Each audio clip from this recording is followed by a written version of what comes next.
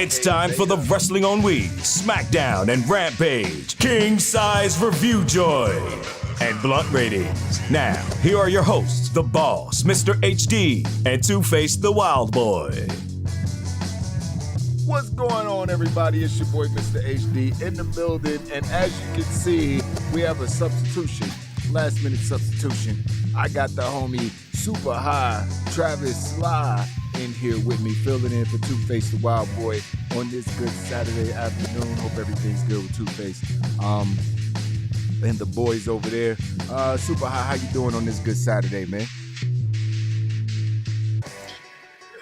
Yeah, you know, I'm feeling like a champ over here, you know. Yeah, I mean, this fine Saturday. You are the champ. Your Highness himself is here. You know what I mean? The champ is here, for sure. It's been like a 3-month reign at this point.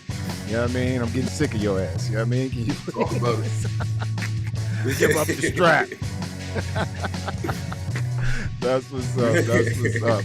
What's going on, Deontay, Tanya? What's cracking? Appreciate y'all in here early as always. Yeah, we had a little technical difficulties trying to get a hold of Two-Face and then trying to get Trav's mic situated and some other stuff. So it's always a little technical difficulties, but we here a couple minutes late.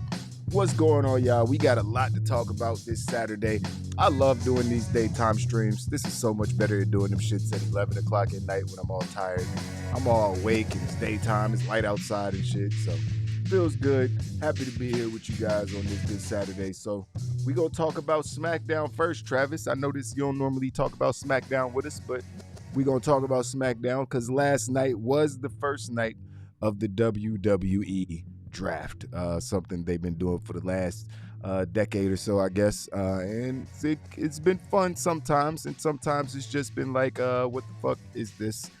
Last night had a few of those what the fuck is this moments. We're going to talk about them all. We're also going to talk about a couple matches that happened in the show, and then we're going to give the show blunt ratings as we always do. So starting from the top of the show, we started the show off with round one of the draft. Super High. Was there any surprises in the first round? The first pick, SmackDown went with Roman Reigns, the big dog. Obviously, Pat McAfee lost his mind. Very happy about that. Raw picked the WWE champion, Big E. SmackDown picked Charlotte Flair, and Raw picked Bianca Belair. That's the first round. Now, normally they do the Raw gets 3 and SmackDown gets 2. So I'm not sure why that's not the case this time. But they made sure to make clear before every round that they're only picking half of the WWE roster tonight and the other half on Friday, which made no sense because they only picked like 12 people. So there's more than 24 people on the fucking roster. So you're not picking half of anything, my nigga. You're picking 1/12 of the roster, actually. You're only actually drafting like, 10% of the roster, and 5% of half of the people you ain't even need to draft because it was obvious where they were going once you drafted one person. So what would you think about the first 4 picks? So Roman Reigns and Big E was pretty obvious. I was kind of surprised by Charlotte Flair getting picked up by SmackDown. So what I think may happen is that her and Becky will possibly be doing what Street Profits and New Day did last year in the draft is switch titles. Yeah, they just gonna swap the titles. That's what they usually do. They're just gonna swap the titles. And they're both heels. It'll be a funny heel backstage segment. Bianca Belair going to Raw. They could definitely use her. Yeah, facts. Yeah, Raw they could definitely use her on Raw. So, yeah, I think my only problem with this, bro. My only problem with this is that the women's picks were fine because you didn't pick 2 champions. The men's picks were kind of stupid because you know for a fact that both champions aren't going to be on one brand. There's too many things that are not going to allow that, namely the TV networks and the storylines. So it's like it shouldn't even be. It should be automatically if one champion gets drafted, the other one is automatically on the other show. Like, so once Roman Reigns was drafted, Big E is automatically on Raw. They don't have to waste the draft pick on drafting Big E. You know what I mean? It's like, because that happened a couple times last night. And it was just like, this is pointless. Like, we know once you draft one set of tag team champions, we're just going to draft the other set and have both tag team both belts on the same show? No, that's not going to happen. So it's automatically They're going on the other show. So stop making people draft both tag teams or both it just seems like wasted time. It's a wasted time. Big E is a wasted pick. Yeah. Like, obviously he's going to Raw. So that was just annoying to me. I think I feel you. I think the champs should just be exempt from the draft period. Like, whoever, exactly. They should just be assigned. You're already there. Exactly. Exactly. That's 100%. I 100% agree with that. That's exactly. All champions shouldn't even be a part of the draft. Like, you're already a champion of the brand. Exactly. Why would you be drafted to another brand if you're the champion of a brand? It's stupid. Of course, Roman Reigns is going to be number one. What's the point in having him take up time on the show? Like, it was a lot of wasted time last night. Shit that I didn't need to see, that I already knew what was going to happen, and it was just like, whatever. But after the first 4 picks were made, Roman Reigns did come out, and he addressed the crowd. Obviously, he told the crowd to acknowledge him. And the crowd, there was some Roman Reigns chants. They were close. They were about 30 minutes away from here in Baltimore. I totally forgot they were coming to Baltimore, or I would have went to the show. And, Roman Reigns, got some love from the crowd. Paul Heyman was like, that's not good enough. It's like, yeah, he out here trying, but that's not good enough. He came out. He talked shit about Brock Lesnar and Finn Balor and everybody else. And, he's the head of the table, blah, blah, blah. Standard Roman stuff. But then Brock Lesnar's music hit. And Brock Lesnar came out looking like a lumberjack, as he's been looking for the last month or so. Came out looked like a scary lumberjack, like he about to go chop some trees down, or wrestle a bear or some shit. That's what he about to go have a match with a gator. You know what I mean? Or some shit. Heyman called Roman the suplexorcist at one point. I thought that was funny. That was so funny. The suplexorcist. I was like, yo, this nigga Heyman is a genius. I'd even think of that.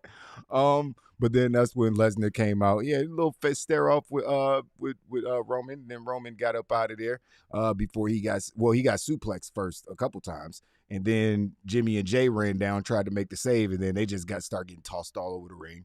Roman's out the ring, obviously staying on the ramp, watching his cousins get the shit beat out of him. And Brock Lesnar stands tall, and Roman is sitting there looking at Paul Heyman like, you knew something about this, didn't you, bitch? You knew something about this. I know you knew something about this. Oh, man.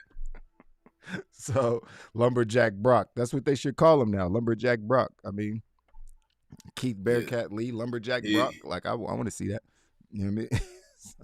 Oh my God, that'd be so. Yeah, after that Royal Rumble. Yeah, I still need to see that Lesnar Keith Lee match. I still need to see it. Like, they talk about turning Keith Lee heel. I like babyface Lesnar versus heel Keith Lee. I take it. I don't care. I just want to see the match. After that, Kayla Braxton interviewed some girl on her way to a porn star shoot. I'm sorry, that's not true. She interviewed Charlotte Flair. I was just confused by the outfit. You know what I mean? Because, goddamn, Charlotte, put some damn clothes on. I was like, there's children watching. There's children watching. The outfit was fire, though. She had on like some see-through lace with her ring, her panties and bra gear on. There's basically just panties and bra with a lace outfit on. Yeah, I mean, it was fire, though. It looked expensive as hell. So it looks like some shit rich people wear. So I wasn't mad at it. Charlotte was looking fly as hell. Talking about how she deserved to be the number one pick, standard stuff. Then we had Kevin Owens versus Happy Corbin. What'd you think? Did you see this match? Did you watch SmackDown? I know you're not assigned to this show. It. Okay. I watched it, but I watched it with the side eye. Yeah, Right. I was watching it with the side eye. Waiting for Rampage. I was just listening for the draft, pretty much. True that. Charlotte needs an ass, though. Charlotte needs a bottom half. Charlotte is literally a stick figure. She is a stick figure with boobs attached to her. But, I mean, it is what it is. Andrade likes it. That's all that matters, right? You know what I mean? If he like it, she good. You know what I mean? That's all that matters. But, yeah, she's a stick figure. But it don't matter because she dresses her ass off. You know what I mean? I know fashion. Yeah. As someone who is a designer myself, I know when someone is well-dressed. Charlotte is a well-dressed person. Very, very well-dressed. Classy. I like it. So Kevin Owens and Happy Corbin had a pretty good match after this.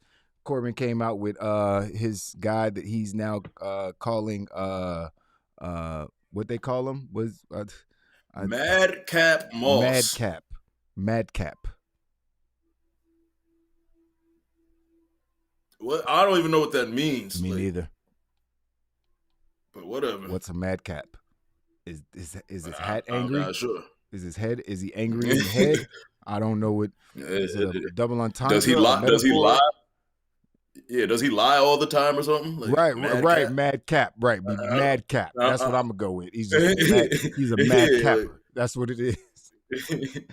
Oh man, some New York nigga was like, "Yo, you madcap, son. That's madcap." Right? Like, you know what? That's your name right there from now on. Stop capping. So, but yeah, I thought it was okay. Like, it wasn't right. Too much. Any match with shenanigans in this shit, it is what it is. Madcap kind of got involved. Like, he told some dumbass jokes before the match. It was stupid as hell. But KO hit a tornado DDT, but Corbin kicked out at 2. Owens hit a couple super kicks, followed it with a cannonball in the corner, another kick out at 2. Moss was over in the corner smiling. Corbin was, getting beat up. It was confusing. McAfee said that Moss had no brain cells. Then Moss distracted Owens, giving Corbin a chance to hit the end of days and the win. And that was it. So Corbin got a win over KO. I'm nervous because I think KO might be, I don't know. I'm a little nervous. I don't even want to say it. You know what they do in the Kevin Owens. They punish him for the Twitter shit that he did because they know that he's pretty much on his way out. Yeah, he's on his way out. They about to start burying him left and right. Not like they ain't been doing that for the last couple of years anyway, because he should be definitely fighting for heavyweight championships, and he hasn't been. So they've been burying him. He's probably on his way out. So this is standard WWE procedure when they realize someone isn't having a good time at work. They make it worse. So it is what it is. After that, we had a recap of the SmackDown Women's Title match at Extreme Rules. Whatever. Becky Lynch, all that good stuff. Then we had round 2 of the draft. SmackDown went with an expected pick at the exact right time as well. Perfect pick in the second round. First pick of the second round, Drew McIntyre going to SmackDown. And he immediately threatened the entire bloodline. He cut a promo after this round and was like, "Yeah, I'm coming for the bloodline." So everybody be on notice. Basically, the second pick of the second round was RK Bro. So Randy Orton and Matt Riddle are staying on Monday Night Raw, which another wasted pick. They're the Raw Tag Team Champions. Of course, they're going to be on Raw. Why do you need to draft them and waste all of our time? This draft got worse. It got way worse. I can't wait to talk. It got way worse. But then SmackDown picked Kofi and Woods. So Big E, booze, going to Raw, and they just got back. Everybody's happy. Roman got his crew. It's like, it's just perfect. No, we're not putting them back together. The New Day is not back together. I'm okay with the New Day not being fully back together because they're still together. As long as they still together and they still gonna be doing stuff when they cross paths and they still gonna support each other, then I'm cool with it. But I would like Big E to have somebody there to watch his back. You could be a babyface and still have people watch your back. Like Dark Order's doing it. Shit, Chris Jericho does it. Like you could still have like heavies and goons and be a babyface. You know what I mean? You just have them watch your back when other people's goons try to attack you. So there's ways to do it. But Raw picked up Edge, which was something that I think we all saw coming. The McIntyre and Edge picks were kind of, those guys needed to switch brands. So those were standard. But Kofi and Woods thing was like, whatever. There's probably a bunch of people they probably should have picked before those two guys. But it was what it was. And RK Bro didn't need to be drafted because they're already champions of the brand. What are you going to strip them of the titles because they got drafted? Or are you going to have them swap titles like New Day and Street Profits did, like you said that one time? Like, it is what it is. But yeah, that's what Kayla interviewed Drew, and he went in on saying he's going to come after the Universal title. Then Edge confronted Seth Rollins. Did you see this segment? Yeah, this was this was fire. I ain't gonna lie, Brian bro. Pillman Stone Yo, Cold, bro. Seth Brian Pillman Rollins, Stone bro, Cold. is yeah. Seth Rollins. Bro, Seth Rollins is having an underrated year, bro, on some G shit. I love it. He's funny. Underrated? By who? This is the best version of Seth Rollins we've ever seen. I'm sorry. Is there a better version? What version is better? Shit. The Burn It Down version? You're correct, bro. Yeah, Correct. You're correct. This is very easily the best version of Seth Rollins we've ever seen. He is a super duper star. Standalone super duper star. Like he's like he don't got no title. He's a superstar. Like I was just about to say that. He don't have no belt. Like that's when you know you made it. You know what I mean? When you don't need a belt to be this relevant. Like he's putting Edge over, nigga. Like it ain't the other way around right now. He's bringing Edge. He's putting Edge over. So, niggas crazy. They don't see what's happening with Seth Rollins. He is grooming himself all over again to be world champion. And his next championship run is going to be even crazier. You know what I mean? It's like, we were off the high of how he won when he won, you know, at WrestleMania and still in the belt in the triple threat with Lesnar and Roman. That was crazy. He was a Weasley heel. Now it's just like he's... he doesn't have any type of go away heat. You know what I mean? Like he had before, which he had a lot because he couldn't stay off Twitter and it was all his fault. So long as he stay off Twitter, he'll be perfectly fine. You know what I mean? Because you don't want to get, you think, going at the fans and, different things, going at other wrestlers who people might assume who think are better than you already, like just making it harder on yourself. So yeah, I'm with the shits right here. But talk about what happened in this segment. Yeah, so Edge is just in the ring talking about how Seth put him out for a couple of weeks or whatever. And before he could even really get into it, he called Seth down to the ring. But Seth pulled up to his crib, bro. Very nice house. Very nice house. That house was gorgeous. Yeah, bro. I was like, if that's their real house, oh my God, that nigga's rich. He's so rich. Yes, bro. Oh my God, it was beautiful. Fucking nice. I felt so poor looking at that. I am broke. Oh my God. But yeah, he opened the door. He was like, I can't believe this. The door is open. He walked in, door threw his coat on the fucking counter where the sink is at. Opened the fridge. He was like, orange juice and shit. He got comfortable, sat down, looking at his kids' artwork from school. He was like, oh, these kids have no future. These kids have no future in art. Disrespect the babies, bro. Like that, man. Damn, man. Oh my God, bro. Damn. And he went and sat his. Yeah, bro. He went and sat in his reading room that looked like a nice place to. Turned on the fireplace. It was just chilling in his house. That's a nice fireplace. Yeah, bro. It was great, bro. And then fucking Edge just ran from the ring to go. I guess he didn't bring his phone to the ring. He called. First of all, you realize who he called, though, right? Right. He called Beth, but he was like, listen, I'm about to call David. And what he said? He said they real names, like David and whichever. I can't even remember their real names, right? Yeah, I didn't know who he was talking about. I had to. No, I didn't know. Yeah, I didn't know he was talking about at first either. Yeah, but he was definitely talking about FTR, who lives pretty much around the corner from him or whatever, on the same block or something like that, just to make sure that his house is protected. And then what's mad funny is Cash Wheeler was on Twitter like, yeah, we'll go fuck him up if you want us to. You know what I'm saying? That's why I love those guys, man. Like they're real wrestling dudes, man. And that's why I love Vince McMahon needs to go away. Vince McMahon is holding so much back. It's literally just him from keeping everybody just being like, oh, let's just everybody work together. We're all friends anyway. Everybody work with everybody. We don't care. There's one dude keeping that from happening. You know what I mean? He's like, everybody else is with the shits except for him. You know what I mean? So swear to God, bro. I had a dream like 2 days ago, bro. I was watching AEW. Then Edge music just started playing out of nowhere. It came. Like that shit was so crazy. If he didn't get cleared by WWE, he'd be at AEW right now. That is 100% fact. If Oh, yeah, for WWE sure. didn't allow him to wrestle, like, oh, we're scared. He be in AEW right now wrestling. Probably for the For world title. sure. You With know what I mean? Christian. It is. They knew what they, and that's why Christian was like, same deal with Christian. He was like, well, WWE was going to clear him because they cleared his friend. So they were going to clear Christian. Christian was like, yeah, I'd rather go over here. It's better over there. So I'm going to go over there.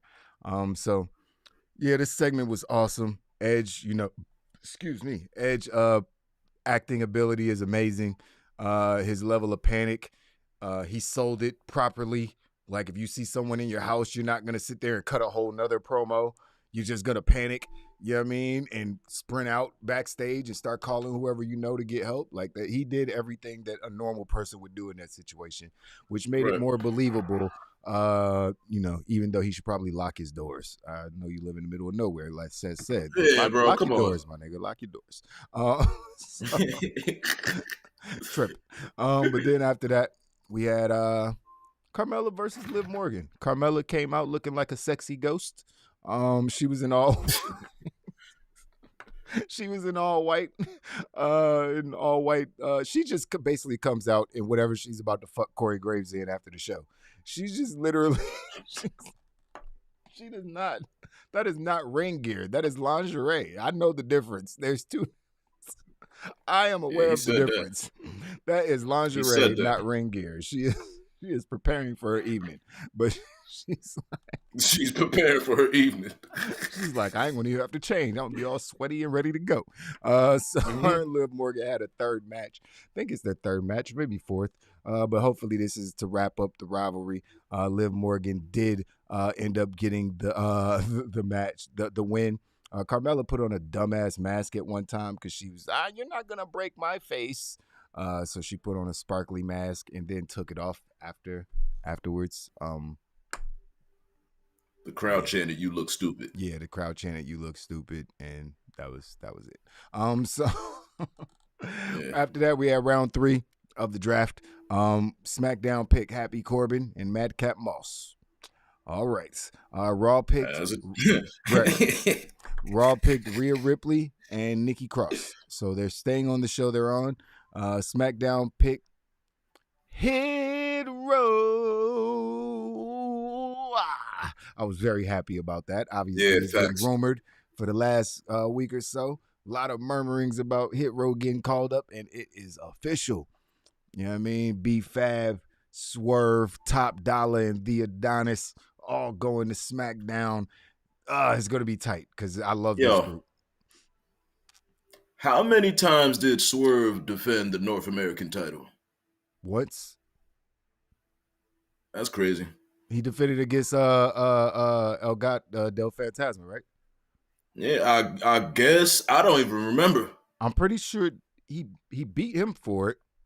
He beat him for it. I think he defended it against him. But I don't know if he's ever defended that. He still has the belt, don't he? Yeah. So, yeah, he might just drop it at this point. I don't think they care about NXT. They just don't care. They're like, nigga, just get that shit away. Nobody cares. Like, they didn't even mention that he was the NXT, North American champion. Right. They just say Hit Row, Swerve, and all these guys getting called up. They ain't say nothing about him being a champion. So, yeah, they don't give a shit. Top Dollar's going to be big. He's going to be big. Roster. He actually had a dark match against, he had a dark match. He beat somebody, and it wasn't Ziggler. It wasn't Rude. It was one of those mid-card tag team guys he beat in a dark match before SmackDown last night. So he's already getting a push. As a singles star. All of them are singles competitors, but I think him and the Adonis will probably fight for the tag team championships at some point while Swerve goes for mid-card titles and stuff like that.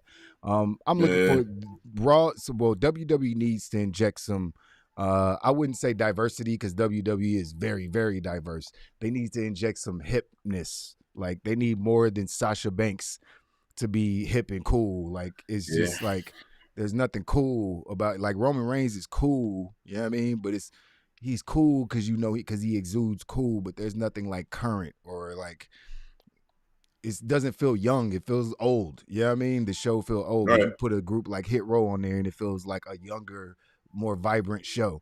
because a bunch of rappers. There's a rap group on the show, talented as fuck inside the ring, especially Swerve. Gonna have some great matches on the main roster. Yes, And they sir. could do some dope promos, and WWE could sell their music, and all that good stuff. So happy for these guys, super happy. Yeah. Only 2 members of Hit Row already though.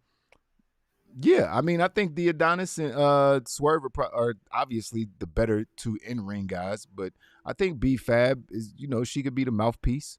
I don't think they're gonna rush her in the ring against fucking Natalia and people like that yet. You know what I mean? So, she'll be the mouthpiece like she was she just start wrestling with the group. Like she hasn't, she been talking for most of the time. Then they just start putting her in matches recently, obviously showing how green she is, but I think they'll be fine. Swerve is going to carry them. Top Dollar, being the big man, the muscle, is going to carry them. They'll be fine. That's the group that you want on the main roster and to put money behind. So what other pick? Raw picking Keith Lee. Keith Bearcat Lee, 4th pick in the 3rd round. Good pick, right? Raw getting Bearcat. Absolutely. And Keith Lee is always a good picker. They need to just give me more Keith Lee, bro. I'm gonna just start calling him Bearcat, bro. I like the name. Okay, I've come around. Cool. I like the name. I like the name Bearcat. You know why I like it? Because he looks like a bear and he moves like a cat. It is perfect. It's almost the perfect name for him. It made sense to me. It's literally almost the perfect name for him. I like it. It's a good name, Bearcat, and it's paying homage to a legendary black wrestler who fought for civil rights and all that. That's a cool part of it, but that's not what makes me like that. I think the name sounds cool. Honestly, if you're gonna name yourself after an animal or 2 animals in this case, I think Bearcat is not a terrible name. You know what I mean? It's not a terrible name. It's almost like Wolverine or some shit. Like, it's not horrible, and it's not like it's his only name. It's Keith Bearcat Lee. Like, he's still Keith Lee. He just got a nickname, Bearcat, and it fits him. So I don't hate it anymore. I was a little iffy. Then I saw the ring gear with the Wolverine joints, and I was like, okay, I like it. I was like, I like it. Cool. The ring gear kind of sold me on it. Battle Cat, he's gonna be Battle Cat. Battle Cat. Classic. Oh man. But we had a whatever match after that. It was a 4v4 match. The New Day and the Street Profits came out, tagged up together. A lot of energy from those guys coming out. They were going up against the Dirty Dogs and the Alpha Academy. Ziggler and Kofi started things off. Montez Ford, still selling his ribs, still putting a big target bullseye on his ribs by taping them up. Stupid. Then Chad Gable was schooling Montez Ford, showing him how to wrestle. Gable locked in the ankle lock before it manages to get out. And Otis destroyed Montez at that point, dropped him on the ring apron. That shit looked brutal. Ford went for a springboard dive, but Gable caught him and converted it into a pinfall, which was sweet. Ford kicked out at 2 though. That was fire. Yeah, that shit was fire. That was like some shit you never seen. Like, Chad Gable's another guy, superstar. Just, he's Kurt Angle. He's literally Kurt Angle. Can be funny. Obviously, he can wrestle. They just not doing, they're doing the right stuff with him now, but they need to push them hard. Alpha Academy needs to be tag champs. I am 100% behind Alpha Academy being tag team champions. They need those belts at some point. Ford hit a suicide dive on Otis. Ziggler hit a super kick on Ford. Kofi hit a splash, taking out Ziggler. Dolphin tagged in Kofi. Woods tagged himself in. The New Day hit the midnight hour / up, down on Rude to get the win. An exciting match, fun match, draft match. They just put a bunch of people in the ring and have a match, kill some time before we do the next set of picks or whatever. It was cool. Obviously, after that, well, not obviously, but after that, we had a Be a Star promo video with Xavier Woods, obviously, talking about the Boys and Girls Club and all that stuff. But then we had draft round number 4, and this is where things got messy. Yeah, bro. The first pick of the 4th round, SmackDown picked Naomi. Wait a minute. Time out. So there's been 3 rounds. There's 4 people. There's been 12 people drafted. 12 people in teams drafted. All those people wrestle on shows. There's like 1,000 people on their roster. How is Naomi the 13th person drafted and she can't even get a match?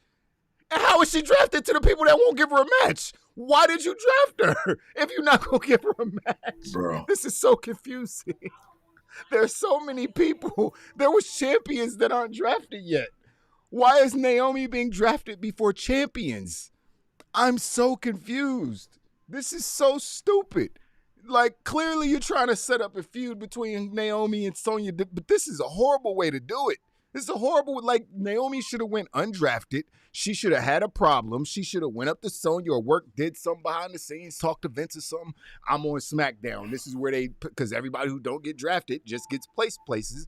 She went like, yeah, they sent me to SmackDown. This is where I'm at. I'm still in your face. So that's what it is. And Sonya's like, I got to keep dealing with this. But for Sonya to be like, obviously, first of all, bitch, you making the picks. Are you involved or not? So you were involved with every pick except for one? I'm confused. And then she was like, I didn't have, this was it. I was really happy about this. Well, bitch, why you picking her then? Like, there's so many other people to pick. What is your reason? Sasha Banks didn't get drafted last night. I know they try to split the shit. Becky Lynch didn't get drafted. Asuka did not get drafted last night. Naomi, whose current storyline is no one respects me enough to give me a match, got drafted ahead of all these people. Like, I don't even want to start naming the dudes that didn't get drafted. Right. The whole roster. Like, why is Naomi in this spot? This is ridiculous. It's horrible storytelling. I'm sorry, it's just terrible storytelling. That's where the shit just went off the rails for me. Because I was just like, if you hate them, why would you draft them? Like, and you don't even think that they're good enough, so why would you draft them? Aren't you trying to draft the best people for your brand? Like, there's literal whole champions out there. There's Sami Zayn is out there. Kevin Owens is out there. There's so many people. Apollo Crews is out there. Shinsuke is a champion and he didn't get drafted. Like, it's just, what, Naomi? First pick in the 4th round. That's what you, all right. So she in a title match next week then is what you're telling me. She got to get a match then, because why you draft her if you're not going to give her a match? This is stupid, terrible storytelling. She better win this fucking Queen of the Ring shit coming up. She got to do something. They got to do something big with her, yo. They got to. This is their last chance to do something big with Naomi. This is it. She been around, she's what, 11 years, 12 years now? She's her and Natalya are the oldest people on the roster, or, been there the longest, and Tamina.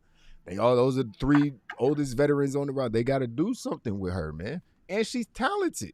Like, she's just as good as Bianca and Sasha and all these other, and clearly can do her thing on the mic when not being told to say cheesy, stupid babyface shit. But anyways, that was my rant. I had to get that off my chest because that shit bothered me so much with her being drafted. It was needed. It was needed. Yeah, that shit was so stupid. Raw picked Rey and Dominic Mysterio, so they didn't split the guys up. Still a tag team. They're probably still going to carry on that story, but I don't know if Sami Zayn's going to go over to Raw and stay in Dom's ear. I don't know how they're going to do that. Here's another pick that. Why? Why is Jeff Hardy being drafted? Why? I understand he's still having decent matches. He can still go. No disrespect to Jeff Hardy. There's so many people. I would have drafted Sheamus before Jeff Hardy. Why? Like, what? Why would you? Where's Damian Priest? Didn't he just beat both of them? I was just about to say Damian Priest. Isn't he the champion? Why are you drafting old-ass Jeff Hardy before you're drafting all of these other? This draft is stupid. If they gonna keep doing it like this, just stop doing it. Like, just stop doing it. Like, it's dumb and it makes zero sense. Just reorganize the rosters and put a list out of who's where. Because doing it this way is just, like, laughable almost. Like, first of all, half of the picks were champions that we knew weren't switching brands. We know they aren't leaving. Of course Roman Reigns isn't going to Raw. Fox would cancel that $1 billion. Y'all be done. You know what I mean? They be like, we want our money back right now. You know what I mean? So we know all this shit is happening. So it's like literally a waste of everyone's time. Like, WWE needs to stop realizing that people, don't have the internet now. People have the internet.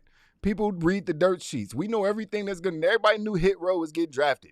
We know what the fuck is going on. Even the people who are casual fans know what the fuck is going on. All they got to do is watch one wrestling YouTube channel. and they know everything that's going on behind the scenes. So it's like insulting fans' intelligence and difference is just stupid. And even people who don't watch wrestling YouTube channel, they're like, wait a minute, so the brand that he was already on, the champion of, they drafted him back. So what if they did it? You know? Where's the belt gonna go? It's just confusing. It's just stupid. But anyways, this was all stupid. But then we had a good pick, because then, well, it's a good pick and a sad pick. But we had Austin Theory being picked up by Raw. So Austin Theory is headed back to the main roster. He did decent things on the main roster before, teaming up with Zelina Vega and her guys over there. It was, obviously had some good matches, but the stories weren't being really good when you weren't really being told that well. So hopefully this time around, gets better writing, because Austin Theory is a super talent. Friend of the channel, shout out for the drop. But yeah, Austin Theory, big fan of Austin Theory over here. Good looking dude, super talented. Could easily see a title, intercontinental title around his waist or on his shoulder. Tall as hell. You know what I mean? Dudes look like he about 6'5", 6'6". So he's definitely a big dude. You know what I mean? Vince McMahon's going to love that. So, I'm with the shits. I'm not mad at that pick. And that was the last pick of the night. So, yeah, the draft was some shit. With the draft was some shit. There was about 3 or 4 picks out of 16 that anybody even cared about. You know what I mean? Finding out where Keith Lee was going was cool, even though we knew he was going to be on one brand, but nothing. Austin Theory being called up was cool, and Hit Row being called up was cool. Nothing else really mattered. Like, everybody knew Drew McIntyre was going to feud with Roman Reigns. Everybody who watches wrestling knew that was about to happen. So there was no surprises for real. It was whack. I'm sorry. It was a whack draft. I could have done without it. So after that we had what happened after that? Oh, Kayla interviewed Jeff Hardy, whatever. It was funny that Brock Lesnar rolled up and Jeff was like, oh shit, he killed me one time. I remember dying at his hands. Then the Bloodline and Heyman were backstage. Roman asked Heyman, what I skipped?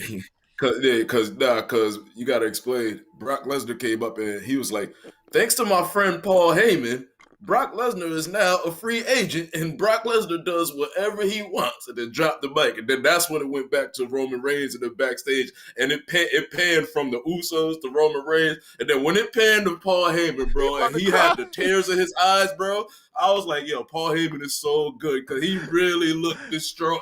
Like, he looked like that shit was so funny. No, yeah, he was definitely crying. Yeah, he was definitely crying. Paul Heyman is the best, yo. He was like, "You're my tribal chief. That's my tribal chief." That shit was hilarious. Oh man, Paul Heyman is amazing at his job. Like I said, top 2 or 3 person on the mic in all of pro wrestling, in the history of pro wrestling. Paul Heyman taught most of these guys that you love to hear talk how to talk. So that's why he's so good at his job. Shout out to the new sub. I missed the name. Shout out to you, Jeff Bell. Jeff Bell. Shout out. Welcome to Wild Nation, Jeff Bell. So yeah, that segment was hilarious. And Roman was all upset that the Usos weren't drafted to SmackDown tonight. That's another team. The Usos didn't get drafted, but Naomi got drafted. Fuck out of here. But anyways, you gonna draft the Naomi to your brand before you draft your own tag team champions, nigga? Really? Even Roman was mad about that. Right? Even Roman, like, Naomi? I know that's my man. You draft my man's wife before you even draft it. Really? It's like, what the fuck? That's crazy. But Roman demanded that Heyman goes to Raw and ensures that the Usos are drafted to SmackDown. This makes no sense. This is so stupid. But then once Heyman left, he looked at the Usos and like, yo, y'all go to Raw. And, if y'all not drafted back to SmackDown, leave him where he stands. You know what I mean? Basically kill Paul Heyman if they don't get drafted to SmackDown. So now I'm nervous because I'm like, is these niggas about to break up the bloodline? They can't do that. They don't put the Hurt Business back together. They can't break up the bloodline. It's way too soon. I think if anything, they're going to get they would probably get rid of Paul Heyman, but they can't break up the bloodline without doing this Hurt Business versus Bloodline. I need to Yeah, see. you I need to can't. see It's that. right there. Word up. Yeah, and you can still do stuff with the New Day and it's just too Yeah. much, man. You gotta have some factions, bro. Like, you gotta have some 3, 4, 5 man AEW has plenty of them. It works. You get more people on TV. People are backstage and catering. People are learning how to be superstars. Yeah, different things. Like, just get people in front of the screen doing some important shit instead of backstage. You know what I mean? Getting all frustrated, waiting for their contracts to run out. You know what I mean? It's like, let them do something. People understand there's only 2 hours of TV and everybody can't cut 5-10 minute promos and be the super duper star like Roman Reigns. People understand that. It's a job. But, toss motherfuckers a bone. You know what I mean? Being in a 3-4 man group, like, that's beneficial to people who wouldn't be on TV otherwise. You know what I mean? So, I think having these stables, like, look what it is already Shelton Benjamin and Cedric Alexander go from catering crew to main event. Just like that. You know what I mean? Just automatic. Instantly. You know what I mean? So it's like there's a major difference from, just being in a crew. And even if you being a henchman, then being backstage with Ricochet and Humberto Carrillo and, the 24/7 title crew. You know what I mean? Even they get TV time. Shit. So, it is what it is. Hopefully they don't break these guys up. I never want to see the bloodline break up. Not anytime soon. If they were going to do it, they should have done it a couple months ago when Jimmy came back, but then the drunk driving, and it's all a mess. But after that, we had the main event of the night, which I'm pretty sure everyone and their mama could have expected to end the way that it ended. Because Bianca Belair was going up against Sasha Banks after last week when Sasha interfered in her match against Becky. She's trying to get some revenge. They both made their entrances. Sasha had on half a chap. I don't even know what that, that was a thing. It was like she was deciding she wanted to be a cowgirl, and then she changed her mind halfway through.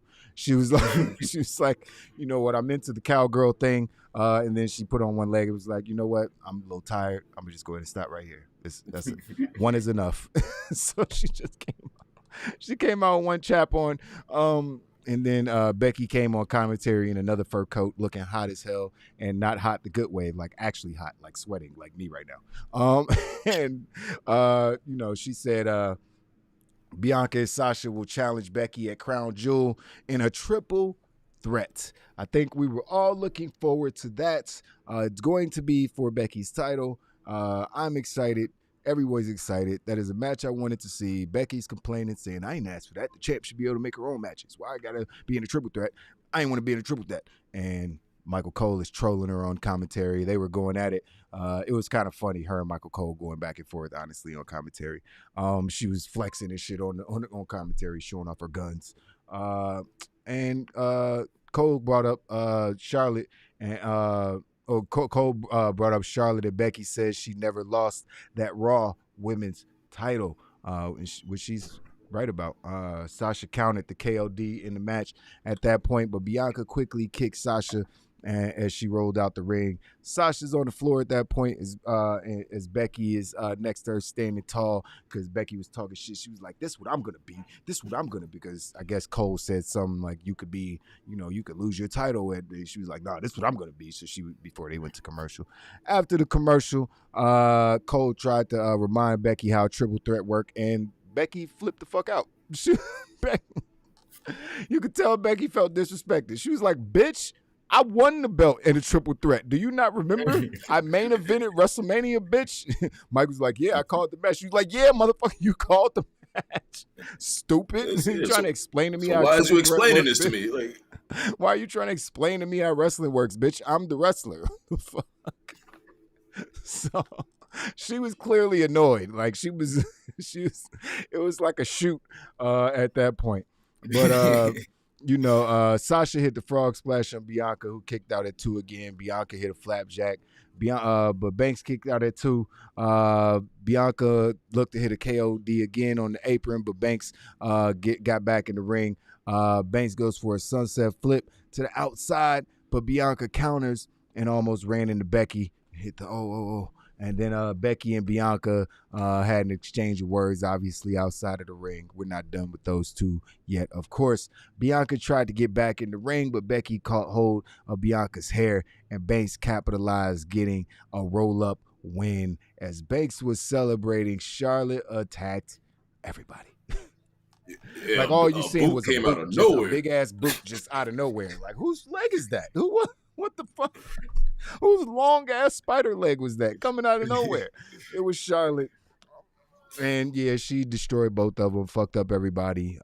Yeah, and the night came to an end with Charlotte holding up her title in the ring, and Becky was standing on top of the announcer's desk holding up her title. So yeah, racism. No, I'm joking. I'm joking.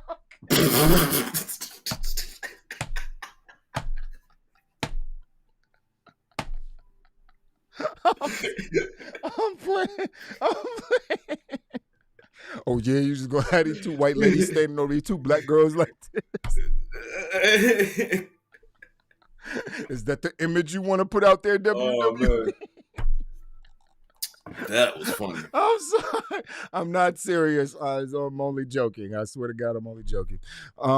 But yeah, no, that was funny. It was a good, entertaining show. The draft sucked. I enjoyed the matches though on the show. But we'll talk about that when we do these blunt ratings, man. Because after review, you know what we do.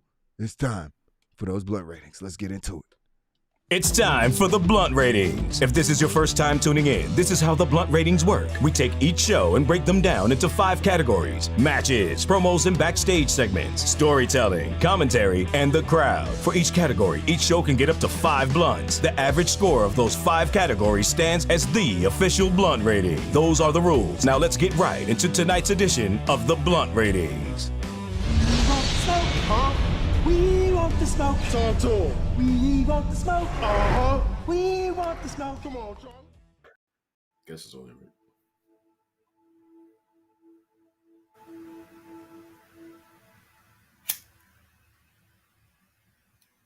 Where you at?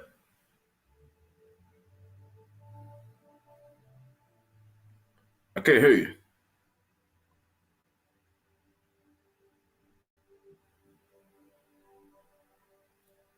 I can't hear you. Sorry, my mic is muted. Just noticed that. Oh, my bad. I'm back. What would you give the matches for last night's SmackDown? My favorite match of the night was the 4-on-4. To be perfectly honest, Yeah, the 4-on-4 in the main event was fire. Cool. A little iffy about the way the main event ended, but you know. Yeah. I'll say a 3.5. Maybe even a 3. Yeah, 3. I think 3 is probably more accurate. You know what I mean? It was light on the wrestling. The wrestling was decent, wasn't great. Carmella and Liv Morgan did a little bit, but not too much. The 4-on-4 and the main event were kind of really the only 2 matches that, you know, did anything. So I'd say 3 blunts is probably fair for matches. What about promos and backstage segments? Paul Heyman.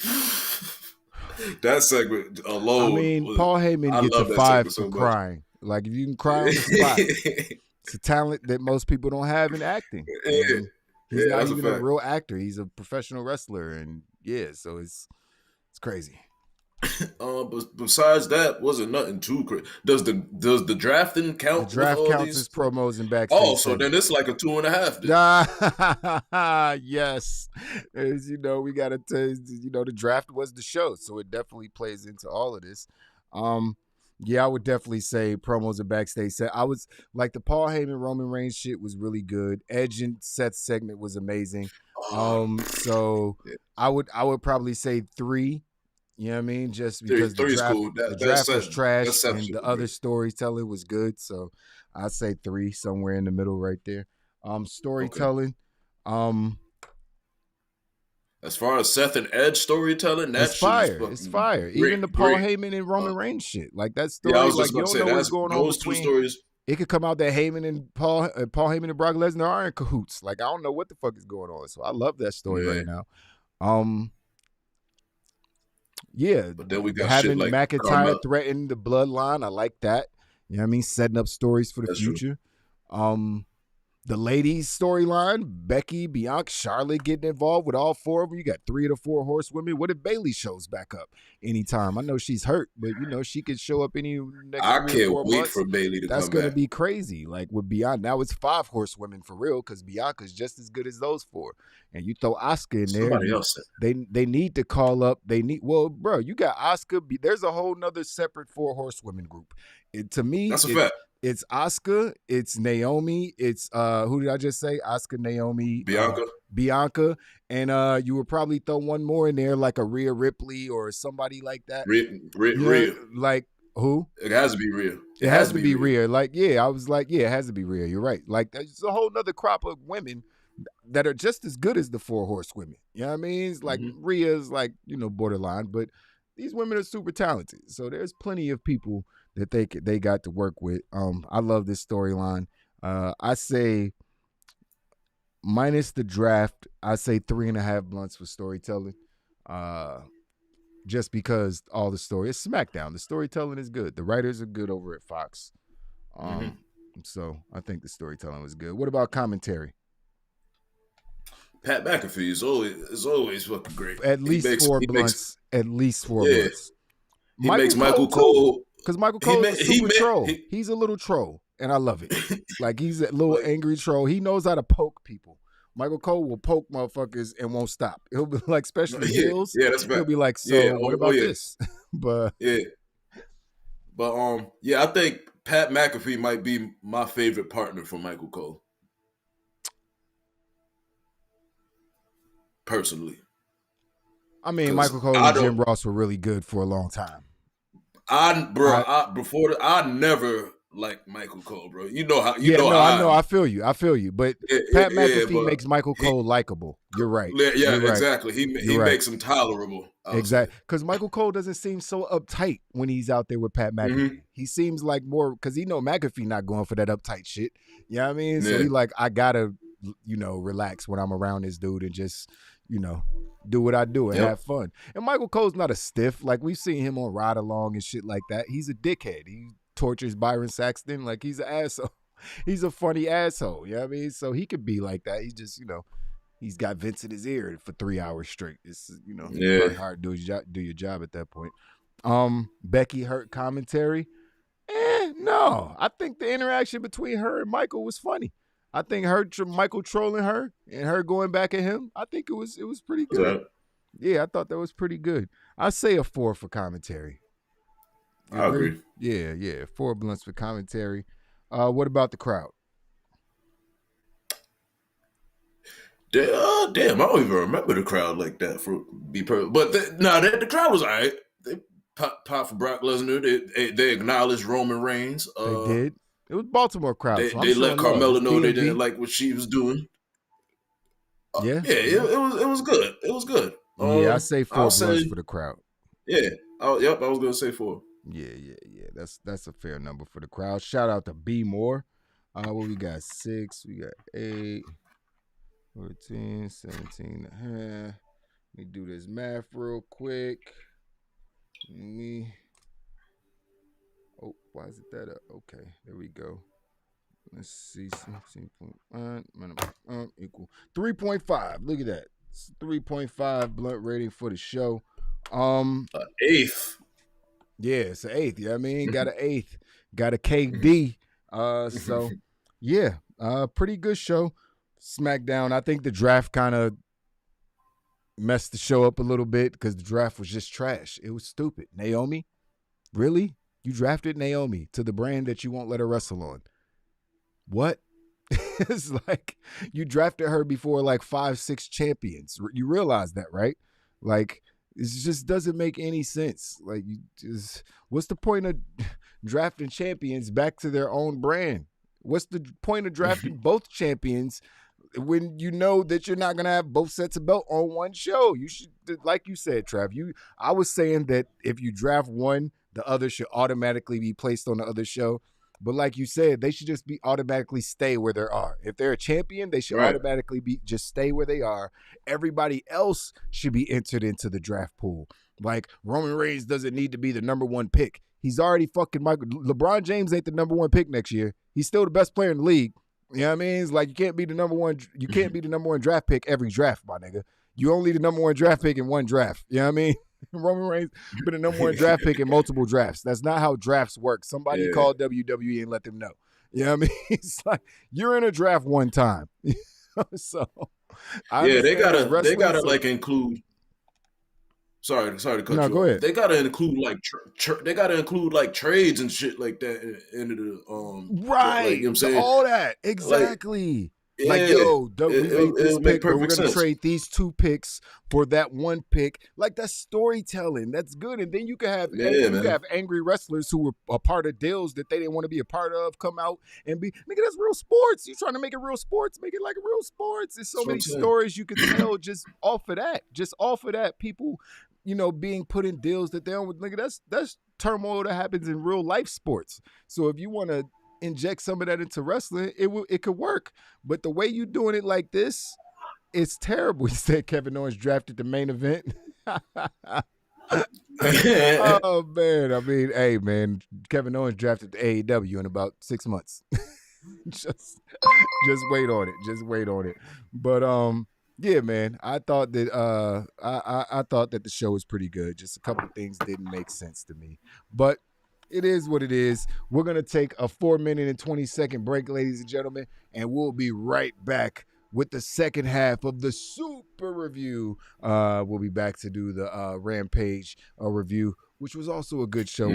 So we'll see you guys in 4 minutes and 20 seconds. Stay tuned. Thanks for watching another Wow Review Joint.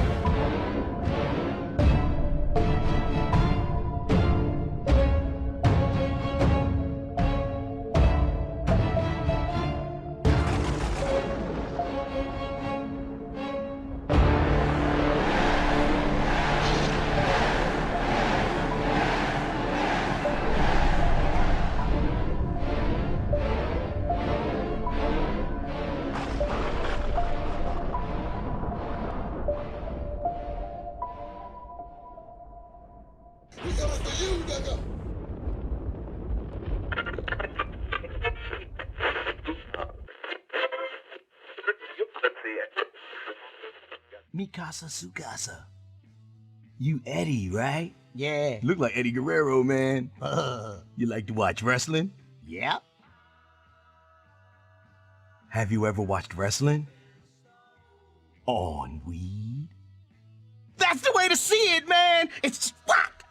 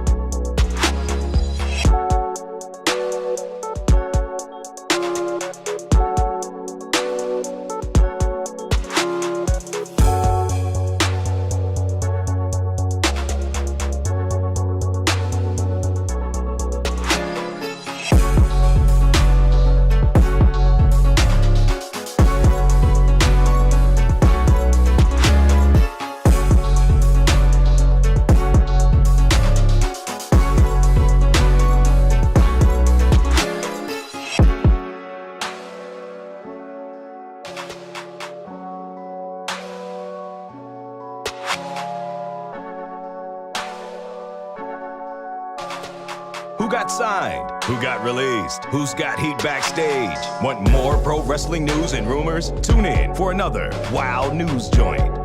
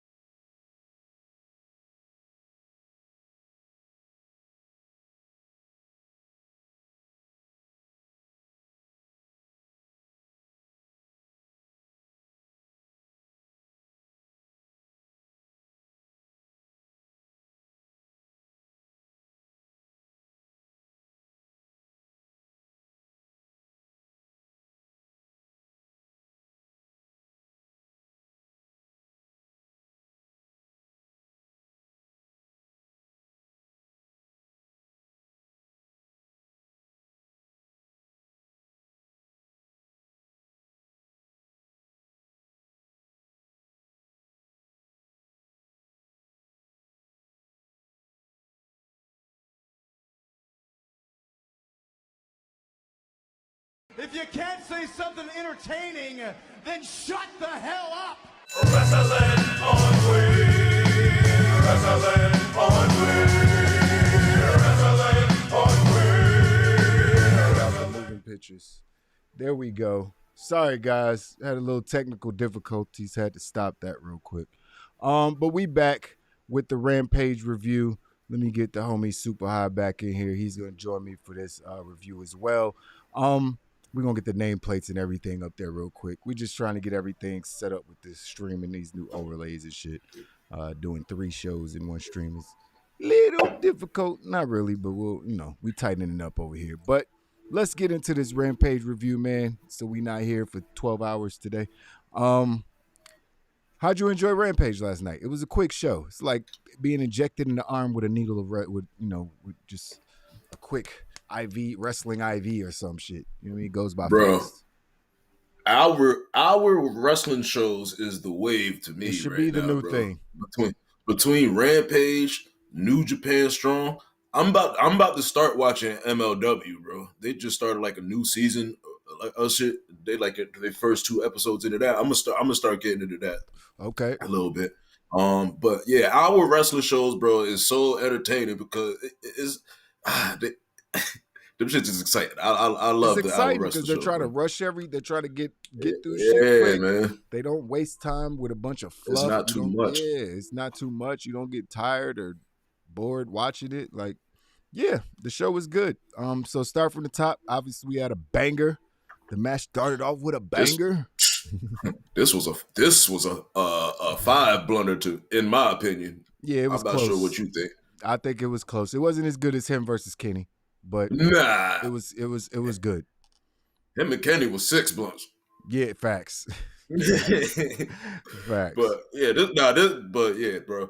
Not Matt Jackson. Nick Jackson is fucking great. We all know Daniel Bryan is great. And, yeah, the crowd, right? They made a chant they made the longest chant that I ever heard. What would they say? I didn't even hear what they said. It was, "You're gonna get your fucking head kicked in." Like I don't even remember how. He was like, "Yo, I've never heard a crowd say full sentences for a chant before." Yeah, like that shit.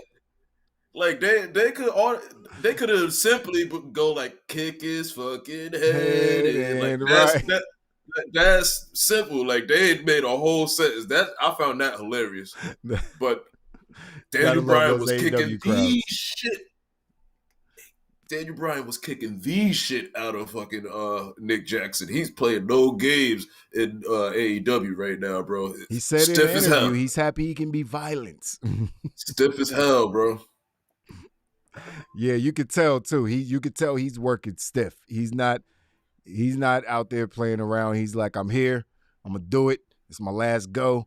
You know what I mean? We just gonna do it how I want. How we've been wanting to do it. That's why he went to AEW so he could wrestle like they wrestle in AEW. So he was definitely kicking the shit out of him. There was a bunch of submissions. He put him in that rocker submission. I forget what it's called, where he pulls their arms behind their back and I forget what that The move is called.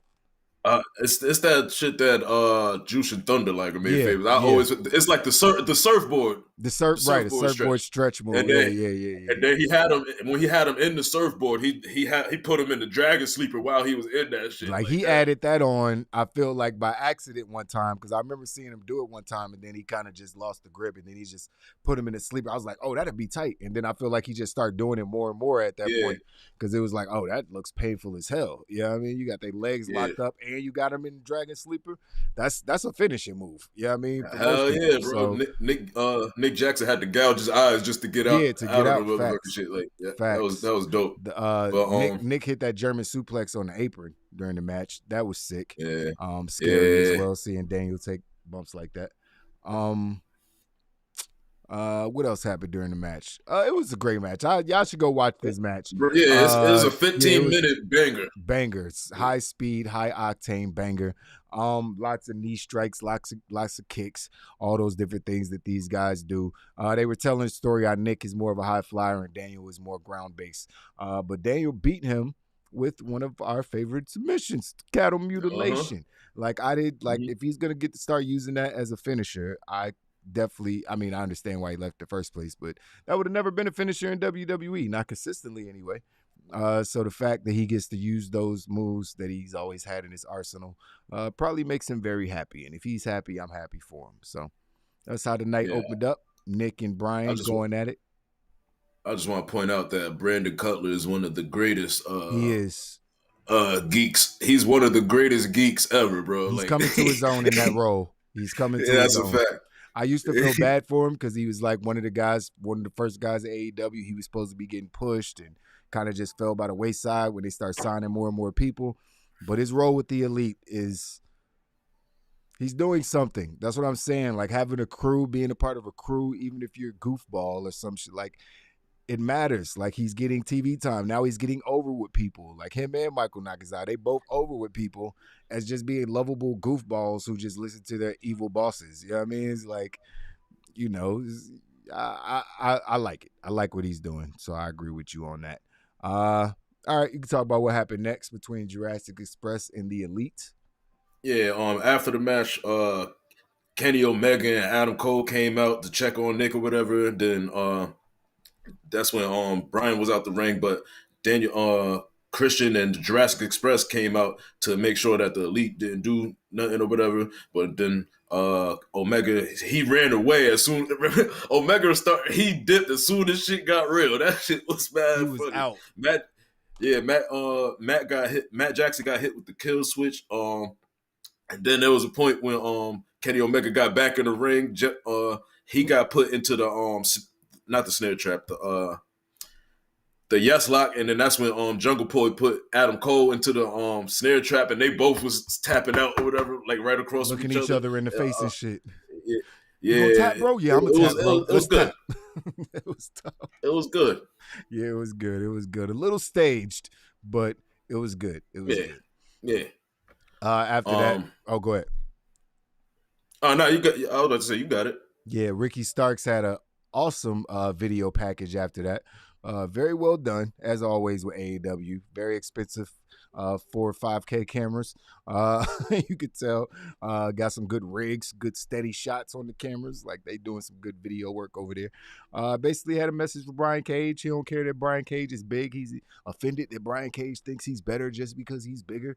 And he gonna show Brian Cage what it is. So looking forward to these guys having a feud or continuing their feud going forward. Brian Cage. That was a nice ass house. The house and the car. The Maserati, like the car and the house. That nigga's baller. You know, so, according to his gimmick, he's paid. So, shout out to Ricky Starks. He's a talented dude, man. I'm starting to like him more and more, especially with him being on commentary, getting to hear him talk more. Like, the guy's clearly got charisma. He's obviously good in the ring, but, I just want to point out he does commentary on AEW Dark all the time, just so you're aware of that. I don't understand why he would commentate dark matches if nobody's watching them. You know what I mean? It's a dark match before the show. No one's watching dark matches. Why do they even need commentators? WWE doesn't have commentators when they do dark matches. So I don't understand. He calls it. I don't understand. It doesn't make any sense. He calls it AEW Starks.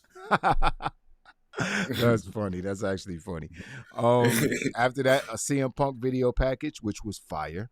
CM Oh Punk, yeah. obviously the man on the microphone, one of the greatest promos of all time.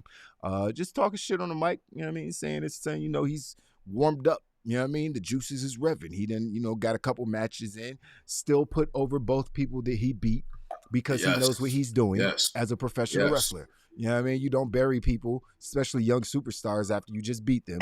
You know what I mean? You put them over. You know what I mean? I survived Will Hobbs. I barely Yeah, got exactly. past Darby. Like, all that shit made them dudes sound like, bigger than they were. I was like, yo, that's why you love this guy. You know what I mean? He's like him and Bryan Danielson both.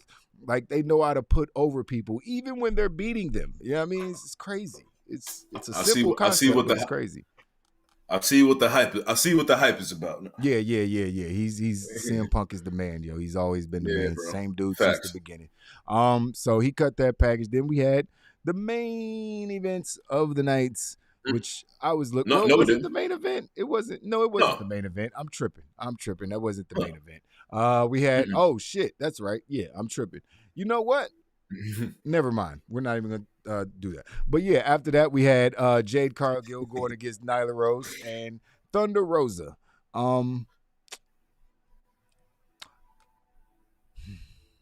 Just say it, bro. She's still a bit green, bro.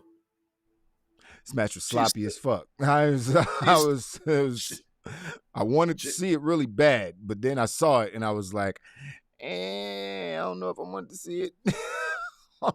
Bro, Jade Cargill is still a bit green. But she looks so good, though. She looks great. She looks amazing. She looks like she can beat anyone up. Yes. But she is so green. She's basically B-Fab in the ring. It's like, bro, she's had that Shaq match was her first match ever. Yeah. She's super green, super like stiff. Like, and I mean, just how she's moving in the ring. She's moving stiff, and her shots are stiff. I don't know. Her timing is a little off. It's off. Everything looks like they're trying to put it together while they're doing. It's just they did what they could. They tried. Thunder Rosa's obviously out there trying to carry the match. Exactly. You know what I mean? So she did what she could. Jade attacked her with a steel chair at one time. She couldn't even do that right. Like, it was awkward how she was trying to hit her with the chair. Like, you know what somebody pointed out to me? One time, and she hit her with the side of the chair. It looked like it really hurt. I was like, damn, she's fucking her up. Yeah, like it looked like she was trying to not hurt her because I didn't watch Rose to the Top, but I heard that she slapped Red Velvet too hard at one time, and after that, I guess she's trying to just make sure she don't hurt nobody. Because and that's one of the biggest things when you don't know how to fake wrestle and someone's telling you to smack somebody, but don't smack them too hard. Like, but you want me to make it look real? How am I supposed to? So I can understand that. Those are mistakes that are fixable. You know what I mean? Red Velvet will be all right. You know what I mean? But she needs time. Like, you're gonna push a girl to the main event like this? Give her, she should have been in some type of performance center, training, bro, for 6 months to a year before they brought her into the ring. That's it was just in a rush for stars. They needed superstar people on screen. That's a fact. She pops off the screen. People are gonna tune in when they see her in the opening credits or some shit. Who the fuck is that Amazon? The muscles in the 8-pack. The problem is they because she be on Dark a lot, but they could consistently have her do squash matches against nobodies instead of putting her in the ring with people that have experience and that should be that can teach her and help her through a match. Exactly. All you have to do with somebody. I know you want them to be unbeatable, but if they've never wrestled before, they don't have to be unbeatable to eventually be a monster. All the L's that they be taking to the veterans were because they didn't have the experience as a wrestler. Once they get that experience, then they start dominating everybody. But Yes. Jade could have lost a bunch of matches. She could have went in there and lost to Hikaru Shida and Big Swole and all these people who have more experience than her. And they could have it could have been everybody could have been rolling her up. She can't figure out how to get away from these little guys. They keep rolling her up, and little girls or whatever, they keep rolling her up. Blah blah blah. Keep sneaking out wins. Yeah, man. You know, and she gets experience by having 5-minute, 10-minute matches, a 15-minute match every now and then. But just squashing, you know, local talent isn't helping her get any better. You know what I mean? It's just not in the ring. So she needs like a Natalya to have a match with and, you know, work with. But AEW don't got a lot of women like that. You know what I mean? That they could, you know, women that could train each other, you know. But it is what it is. I mean, they do, but I mean, Serena Deeb is back. Like, yeah, Serena Deeb is the one. She's the one. Yeah, she need to run a seminar down there or some shit like that with all the chicks her or and Mickie something James like over that. in NWA, or is she an Impact? NWA, right? Well, yeah, Mickie James is in NWA. She's still in Impact. Right. First of all, her and Deonna Purrazzo had a fire segment where Deonna Purrazzo pulled up on her farm and they started fighting. Really? Yo, Impact has been pretty good the past few weeks, bro. Okay, I got to get back into Impact. I haven't watched it a couple months. Yeah, you should, bro. It's been pretty good lately. I'm not even going to front. Check it back. My son Alex Zane just came back.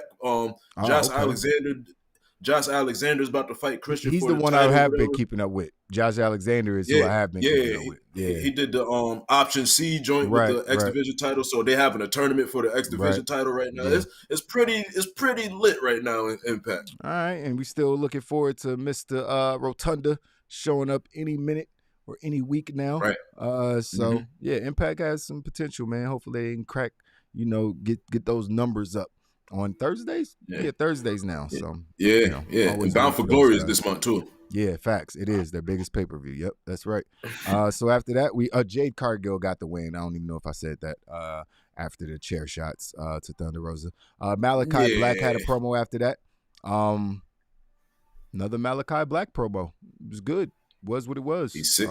He's sick of the fucking Nightmare family. Yeah, he's done with them. Tired of them motherfuckers. And so am I, personally. I agree. But he cut another Malachi Black promo. Sammy Guevara had a promo after that. You know, talking his shit, celebrating his championship win, all that good stuff. And then he defends his title against Bobby Fish on Dynamite this coming Wednesday. So Bobby Fish, I guess he might be getting a test run. I don't know if he's officially signed with AEW or not. I think Bobby Fish is going to be with MLW. I'm not sure. Don't quote me on that, but I feel like he's going to go with MLW. That would make sense. Because he was there before, wasn't he? I'm not sure. I'm just starting to get into MLW. What was him in was it Ring of Honor? It was Ring of Honor. That's what it was. It was Ring of Honor. So yeah, Sammy cut his promo. He's gonna fight Bobby Fish on Dynamite. Then we had the actual main event. Hold on, before we get to the main event, they announced the people that's gonna be in a ladder match, bro. Oh, that shit is stacked. Boy. Whoa, boy. Holy shit, that's a ladder match. We got Pop, John Moxley, Andrade, Lance Archer. Whoa. And they got two more that they announcing. But yo, that's not a Money in the Bank. Lit. They put main eventers in that. Bro, yeah, that shit's gonna be crazy. Orange Cassidy is in it. Orange Cassidy, too. Yep. Orange Cassidy is in it, and then they got to get a Joker. But I'm looking forward to who that Joker is. But it's gonna be lit. That's on Wednesday. Yeah, yep, that's on Wednesday. Mm-hmm. It's basically like a pay-per-view every week watching AEW. Like their matchups is literally like a pay-per-view every Wednesday with AEW. Physics is gonna hate that. Physics is gonna hate that statement. All the matches. I'm just saying, all the matches be like dream matches. All you would just watch banging ass matches after bang on TV, free TV. You just saw Bryan and Nick Jackson, or Bryan Danielson. Damn it, I'm still working on it. But yeah, these two had a pretty good, or two had a pretty good match. I guess I could say 3 because the hair was involved in the match as well. Orange Cassidy and Jack Evans had a hair versus hair match. Hold on. These Mark Henry main event segments, I fuck with them shits. To be perfectly honest, I Okay. like it. You mean him introducing the main event, right? Yeah, I think that shit is. I think that hated shit it is at dope. first. It's actual. It feels like real sports when they do that stuff. But Yeah, I think it's dope. Mark Henry isn't that good on the microphone. He's not never that been good that on good the on the microphone. He sounds so he sounds like he's reading cue cards, and it's just microphone. annoying sometimes. It's just like, bro, you sound like you're reading cue cards. Like you don't sound natural when you're speaking. But it was cool. But this shit was funny because because Matt Hardy was pretty much saying that Jack Evans was the one who came up with this. Jack Evans was like, I didn't want to do this, and then Orange Cassidy is like, what am I doing here exactly? Mark Henry's like, if you lose, you're gonna have to cut your hair. The Orange Cassidy was like, well, then I guess I'm not gonna lose. Yep. And surprisingly, he didn't lose. Orange Cassidy is going to keep his hair. Obviously, I think we all of saw course. that happening. There was a big celebration after the match. Obviously, the -1. Still celebrating Brody and tragic loss and his life. Obviously, not just the loss of his life, but his life still being celebrated and will continue to be celebrated because he was loved by so many people in the professional wrestling business. In and outside of the professional wrestling business. But Jack Evans is going to get his hair shaved off where he got his hair shaved off. And yeah. Fucking Chuck T was dressed in a barber outfit. Fucking Orange Cassidy had this. He was sweeping the hair towards the Dark Order, which I was like, what you gotta do? I was like, whatever, bro. But yeah, it was funny. It was cool. Yeah, it was cool. It was a cool little segment. It went by so fast. The 1 hour went by so fast. It's easy to watch, man. I love Rampage. I love AEW. I don't want to sound like a shill because I love WWE too. WWE just can't get right sometimes. Like drafting Naomi in the 3rd round of a draft, and she can't get a match on the show. It's just you just do things that don't make any sense, and I notice it. And yeah, so it is what it is. But let's do these blunt ratings for Rampage. It's time for the Blunt Ratings. If this is your first time tuning in, this is how the Blunt Ratings work. We take each show and break them down into 5 categories: matches, promos and backstage segments, storytelling, commentary, and the crowd. For each category, each show can get up to 5 blunts. The average score of those 5 categories stands as the official Blunt Rating. Those are the rules. Now let's get right into tonight's edition of the Blunt Ratings. We want the smoke. Talk to him. We want the smoke. We want the smoke. Come on, Charlie. All right, so what we gonna give matches for Rampage? The opening match was a 5, in my opinion. Yeah, you might give it like a 4.5. 4.5. Like it was up there. Yeah. Yeah, but J Card, the triple threat was but it was poo-poo. Let's just be honest. It was poo-poo. Yeah, it was. It was. The main event was okay. It was main event was okay. It did what it was supposed to. Yeah. Two athletes. Yeah. Did what they were supposed to do. I'll say a 3.5. 3.5 is what I had as well. That opening match carried the show. It was more about the angles after that. Promos and backstage segments. We had a couple. We had Ricky Starks, obviously. That was cool. Malachi Black is Sammy Guevara cutting promos. What'd you think of those? The promos was pretty straightforward tonight. It wasn't nothing too crazy. Nobody from the Elite spoke or nothing like that. No CM Punk promo. No MJF. No, it was a CM Punk promo. There was a CM Punk promo. Oh yeah, it was a CM Punk promo. So, yeah, that was cool. Could putting him over. So I'll say like a 3.5. Yes, 3.5. Yeah, that's probably fair. Another 3.5. Storytelling. I'm sick of the Brian Cage fucking Team Taz stuff, to be perfectly honest. Same here. The Elite and Bryan Bryan Danielson, Daniel Bryanson. I know, right? Whatever you want to call it. That continuing. You know what? It's another story within the story that's going on. Christian Cage is gonna turn on Jungle Boy and them at some point. I can't wait for that to happen. You think so? You think so? You ever see it in these interviews where he be telling Jungle Boy to shush and shit like Yeah, that? Like yeah, he do it's be. just He little do be subtle doing shit that, like trying to that. sun him. He be sunning him. Yeah, like little Yeah, subtle shit like that. And one day Jungle Boy is gonna get sick of this nigga being like, because bruh. Christian is an asshole at heart. Right, facts. That's So, facts. He's better as uh, a heel. You're right. That's true. yeah, but That's true. you know, wasn't no Britt Baker on here tonight. Nope. Sammy Guevara. Yeah, I said 3. 3. Yep. That's what I got. Commentary on the show. Commentary was cool to me. Commentary was straight. Taz was on Yeah, commentary. Yeah. Taz is fucking hilarious. He is. Who was it? It was him, Excalibur, and Tony. No, it was him and Tony Schiavone. Yeah. And yeah, it was cool. I'll say a 4, 3.5. That's a good idea. Yeah, 3.5 for commentary last night is what I had marked down. What about the crowd on Dynamite? On Rampage. But I feel like it was kind of late. At this point, they was already there for 3 hours, probably watching Dark Elevation, then fucking Dynamite for 2 hours, for 3 hours, and then this last hour it seemed like they was a bit tired. But they had their good moments, but I'll say another 3.5.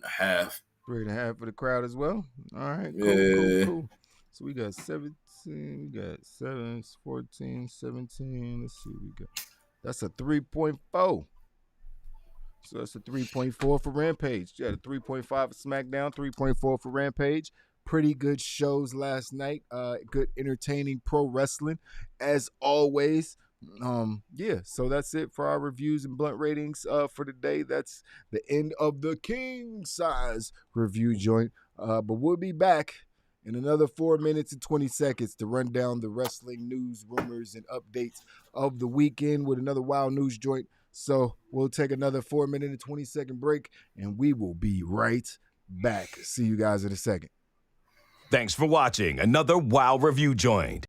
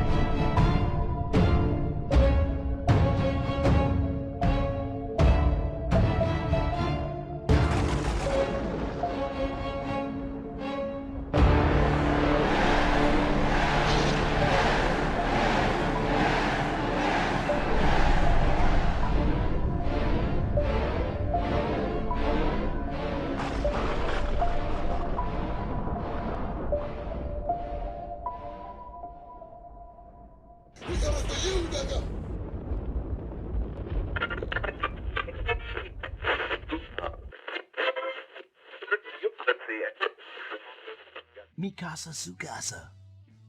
You Eddie, right? Yeah. Look like Eddie Guerrero, man. You like to watch wrestling? Yeah. Have you ever watched wrestling? On weed? That's the way to see it, man! It's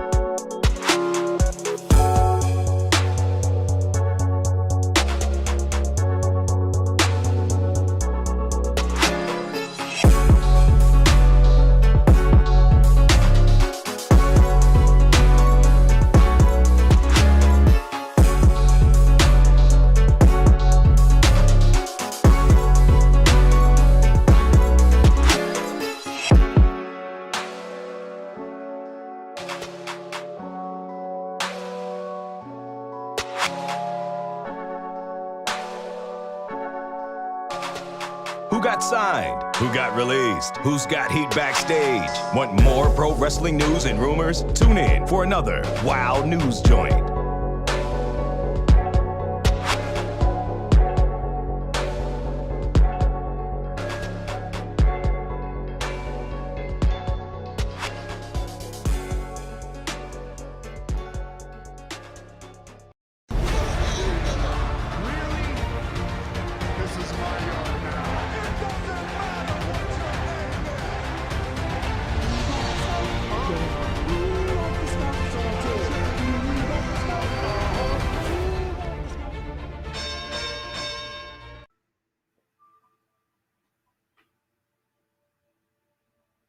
It's your boy Super High Travis Slide, the That's champ, right. Your Highness. Address me as that.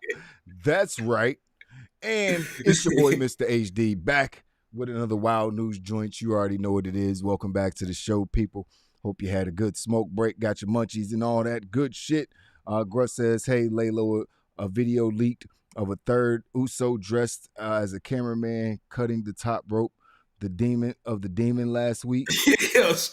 Gruss is Hilarious. stupid. That would be funny as hell if it was true though. If their brother was the one who cut the rope, that would be funny as hell. Have you ever watched Ring of Honor live with TV taping? It's over 6 hours. Jesus Christ, that's too much wrestling. So all right, let's get into these news stories of the day. Super high. The first story we're going to talk about is obviously fallout from the draft.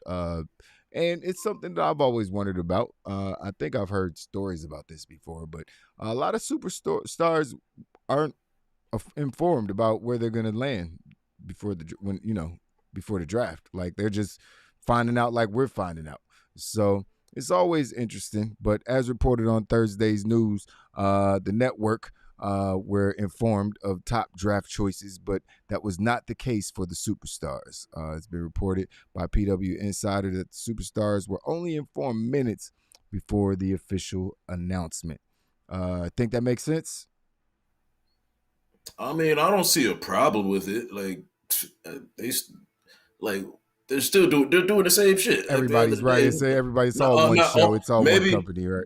Maybe the few people who's in certain storylines that didn't finish, maybe like on their other show, like Drew McIntyre didn't he like confront Big E like a week ago or some shit? Yeah, he did. So, that's true. I mean, it was about to start something, but I mean, I don't see too big of a problem with this though. I don't see that big of a problem with it because. I see more of a problem with the fact that WWE doesn't really know what they're doing a couple minutes before what they're going to do. So how they going to tell the talent when they still making their decision? Like, I imagine they're still back there like a real draft trying to figure out what they're going to do before the show starts. Yeah.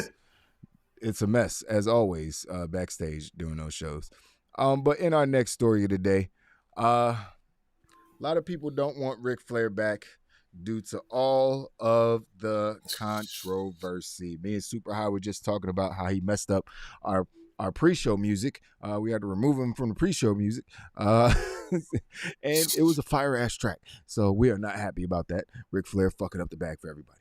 But Ric Flair's run into a lot of controversy since that Dark Side of the Ring episode. Prior to the controversy, Ric Flair was released from WWE. Nobody knew why. Now Ric Flair is totally banned from the company, and his car show commercials have officially been pulled. According to Ringside News, none of WWE network partners want Ric Flair back. Not a one. WWE needs to keep their network partners happy, so it looks like Ric Flair is done with WWE. Ric Flair is finished, bro. He's done. He's done. Period. We're gonna have the find some Becky Lynch segment where she said, "I'm the man that for the beat." I'm pretty sure we can find one for the beat. There you go. That's perfect. That's exactly what I'm gonna do. That's perfect. Yeah, but you know what? I'm sure we can find one. I don't really feel sorry for him. He got like a 30-year reprieve. Like he basically got off for like 30 years with no type of punishment. Like he still got to live his life. He's 70. He already died like a couple times. Like nigga, you on your way out. you lucky you just getting banned now. Like, you could have been banned for the last 30 years, not been in no rap videos, not wheeling and dealing, and still in wrestling segments. And like, the last 30 years could have not happened for Ric Flair. So you can't really feel sorry for him, because if he would have been, prosecuted like he probably should have been back then, or I don't want to say prosecuted, if he would have been tried as he should have been back then for, accusations, which they're still just accusations, maybe he would have dealt with those repercussions back then, but he didn't. He got 30 free years. So I don't feel sorry for Ric Flair. I'm sorry. You know what I mean? Especially if you did any of that shit. Yeah, I mean, it's like you just spinning your dick around in front of women that are married and don't know you. In front of men. In front of men. First of all, I don't want to see that. So all y'all weirdos like, yeah, Ric Flair, we just, we like to see him spin his dick around. Y'all fucking weird. Tommy Dreamer, you're weird. Comment on another dude's got a hammer. That's Ric Flair. He's got a hammer. Why you looking at his penis like that? Why you looking at it? I would never comment on another dude's dick like that. Yeah, dude, man, he's got a big dick. What the fuck? What kind of shit is that? Tommy Dreamer's a fucking weirdo, and he's getting the same shit he should get for being a douchebag and, basically trying to take up for Ric Flair and saying boys will be boys, basically. And that's just not one of those situations where you can say boys will be boys, because I never swung my dick around in a helicopter. I've done it to my girl, but that's my girl. You know what I mean? I can walk I can walk around and do that to my girl. It's my woman, you know what I mean? But it's different. I can't do that to strangers. It's inappropriate. So that shit is crazy. Yeah, you can't do that. That's not cool, Rick. So it is what it is. He's getting what he deserves at this point. It's bad disappointing, bro. It hurts. He's one of the greatest. He's on the Mount Rushmore of pro wrestling. It hurts. It sucks. Yeah, bro. It's just bad. It hurt when I heard Hulk Hogan say he ain't like black people. It hurt. He's on the Mount Rushmore of pro wrestling. It hurt. Ultimate Warrior. Ultimate Warrior. It hurt. You know what I mean? To find out that these, like, a lot of our heroes are pieces of shit. This is what we got to understand. Yeah, man. Stop looking up to celebrities. I don't look up to none of these people. I understand that they're human. They probably all got dark secrets that we don't know about. I don't know all your business. Oh, bro, what did Ric Flair do that we don't know, bro? Like, all this shit. And once when you hear about all the stuff that you do know, you just have to, because you don't know everything about everybody. So you just have to imagine all the stuff that you didn't hear about. You know what I mean? Or the stories that weren't reported because they were just too salacious or too crazy. So it is what it is. You know what I mean? It's like that. Everybody got skeletons in their closet for the most part, but hopefully the skeletons aren't bodies. You know what I mean? From bodies of other humans. One thing Jim Ross said is that, like, wrestlers now that used to look up to those, like, idolize these wrestlers, like, they learned from now, and that's why, like, wrestling is in the state that it's in right now. Yeah, it's in a good state. They ain't back there popping pills and, chugging bottles of liquor and doing all that crazy H-bombing. Shit. Yeah, exactly. They back there, a couple of them smoking weed, chilling, you know what I mean? Everybody eating healthy, you know what I mean? Everybody working out consistently. Like, look at The Rock's body. Go ahead, my bad. My fault. RVD, he seemed like he was so frustrated with what was going on this way, because I feel like RVD was on there. He didn't have no weed out in fucking London. Probably he was probably just frustrated with that already. Annoyed as shit.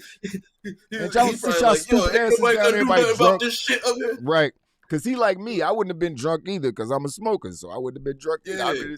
Yeah. Y'all annoying as fuck. I hate drunk people. Like, people who get that drunk to where they can't control their faculties and they just can't control their behavior. I don't like that shit. Like, that's why I'm not a big drinker, because I like to be in control of myself. You know what I mean? So if I start drinking, like, I could smoke and be fine. I could drive and all that. Like, I could be in control. I could smoke all day. Yeah, you can't drink all day and do that. You know what I mean? You can't function properly. So that's why that's not really my thing, man.